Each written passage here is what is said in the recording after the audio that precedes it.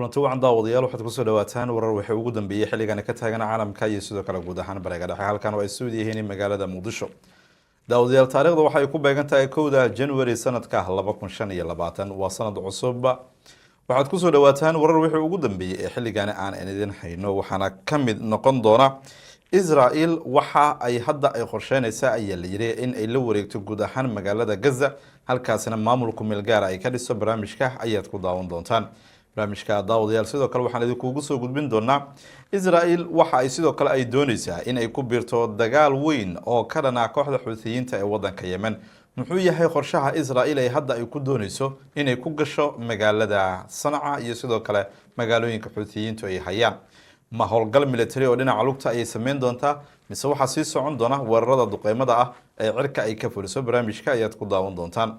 qodobada kala daawadayaal aan idin soo gudbin doono waxa qayb ka noqon doona wararkii ugu dambeeyay dagaalada ka socda jiida Gaza. Israelna waxa ay bilowday xarumaha caafimaadka ee ku yaala magaalada Gaza in ay gabi ahaanba ay naafayso barnaamijka ayaad ku daawan doontaan. barnaamijka sidoo kale waxyaabaha kale aan idinku soo gudbin doono waxa qayb ka noqon doona dawladda Algeria maanta waxa ay la wareegaysaa guddoonka golaha ammaanka ee qaramada midoobay. miiska waxa u saaran qadiyada Falastiin iyo sidoo kale la dagaalanka argagixisada ee Afrika. haddaba Algeria bishan ay hayso golaha ammaanka ee qaramada midoobay maxay kula tahay daawada in ay soo kordhin doonto. barnaamijka qaybta hoose ee faalada ama commentiga ayaad aragtidaada nagula wadaagi doontaa warbixintaasna waa daawan doontaan. wixii aragti fikir ara waxaan nagula wadaagi doontaa qaybta hoose ee faalada ama commentiga. haddii aad nagu cusub tahay fadlan nagu soo biir oo sii share garee muuqaalkeeni si asxaabtaada ay nagula falanqeeyaan amaba ay aragtidooda hoose ay nagula wadaagaan. وهاجاك داوديال وحين كهر مرة دونا حدنا على إسرائيل. إسرائيل وحى أي شيء إن أي باللابي دونتو هالقل كذا ناقح الحوثيين تأودا كيمن. جريدة تايمز أي كسر بحث إسرائيل أي وحى أي دابعضي إن سركال ميليتري أو كترسن إسرائيل ووش أجي إن دولة إسرائيل أي وضع قرشة مدة تضبادي صعون يكا أو أي كفرين دونتو مجالة صنعاء عاصمة وضع كاسي يمن. وحن كدونينا إن كنا فينا أي تري أودا كوحد الحوثيين تأودا كيمن يسودو كلام hogaamiyaashooda kooxda Xuuthiyiinta in looga taqaluso.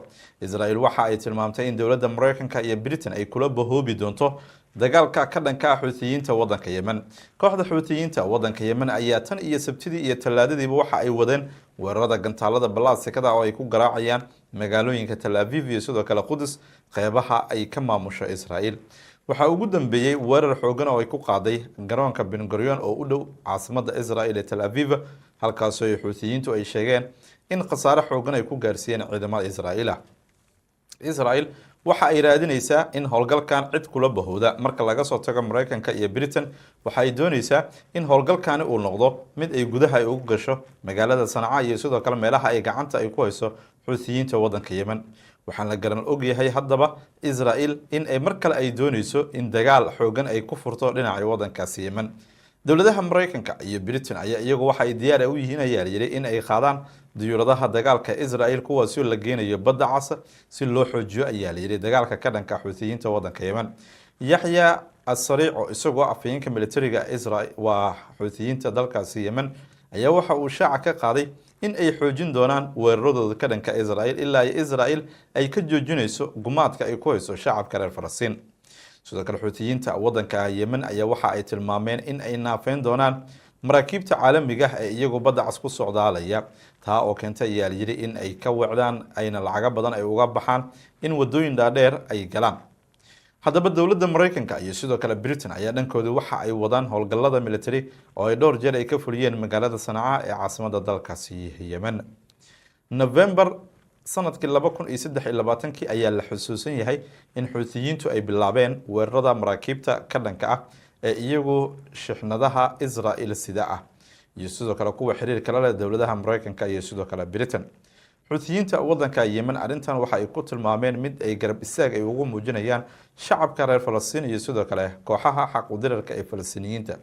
haddaba daawada maxay kula eg tahay haddii Israel ay howlgal military inventory ah ay ka sameyso magaalooyinka Sanaa iyo Xudayda suurtagal ma tahay inay soo afjarto awoodda Xuuthiyiinta ee wadanka Yemen iyo sidoo kale in ay ka taqalusto hogaamiyaasha sarsare ee kooxdaas Xuuthiyiinta.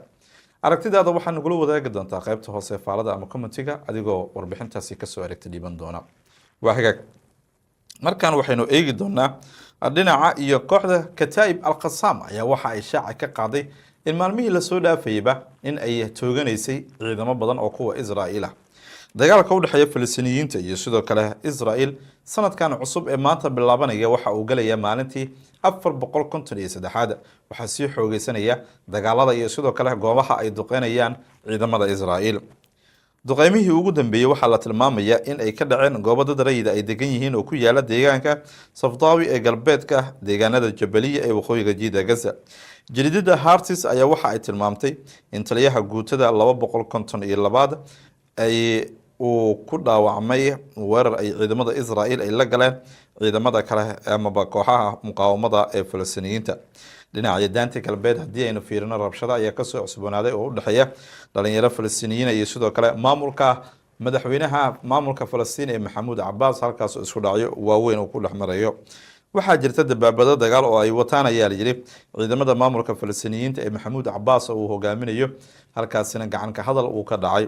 waagaag daawadayaal warbixino kale ayaa inoo soo socda balse waxa ka soo hormari doona qadar yar oo xayisiisa. mana idilkiin soo dhawaada kulligiin dawa aad u sareysa saaxiibada balhooya saadiya murqaha hadduu socod ku dhibaya dawada safa saaxiib naga ho hasiyaada orodku asaxnaato kubadda dawada safa saaxiib naga ho sugana dawadan saxana waxtarkeed safa medicine wax la siistaan jirin dawada safa waa dawa dabiici ah una rool murqa xanuunka kala goostida dhabar xanuunka iyo wixii lamid ah waa dawa kareem ah lana marsado jirka ayna qaadan karaan dadka waayeelada ah iyo kuwa ciyaaraha dheela iyo inta ka cabanaysa murqaha iyo kala goostida waxaad ka heli kartaa dhammaan gobolada dalka Mareykanka Yurub iyo Afrika iyadoo dawada safa ay tahay markii labaad oo la keeno Soomaaliya gaar ahaan Muqdisho dawada safa waxa soo saara Safa Beauty Company wixii faanana waxaad kala xiriirtaa iwaanada shaashada kaaga qadarkaasi yar xayisiin haddii halkaasi aynu ku dhaafno daawadayaal markaan waxaynu fiirin doonaa ra'iisul wasaaraha Israa'iil waxa uu ka soo baxay cisbitaalka waxa uu soo dedejiyay ayaa la yiri muddadii la siiyay in xafiiska uu fasax uu ka sii ahaado waxa uu doonayaa sidii uu taageero ugu heli lahaa miisaaniyadda sanadka 2025.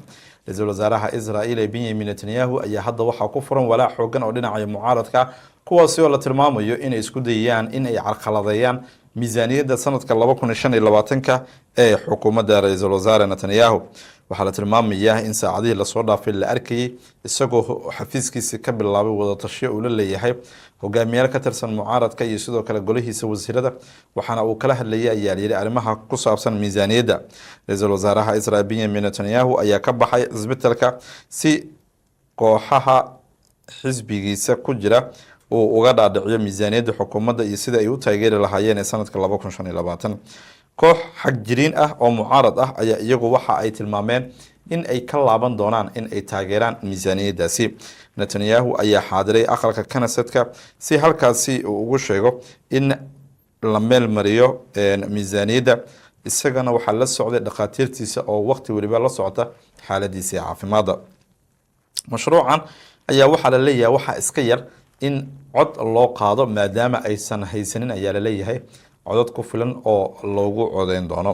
mashruucan ayaa sidoo kale waxaa la tilmaamayaa in uu noqon doono ayaa la yiri kii ugu hadalhaynta badnaa ee taariikhda dalkaasi amaba Israa'iil maadaama muddo sharci dejiyaasha Israa'iil ay ka gaabsanayeen ayaa la yiri in ay wax cod ay galiyaan miisaaniyaddaasi.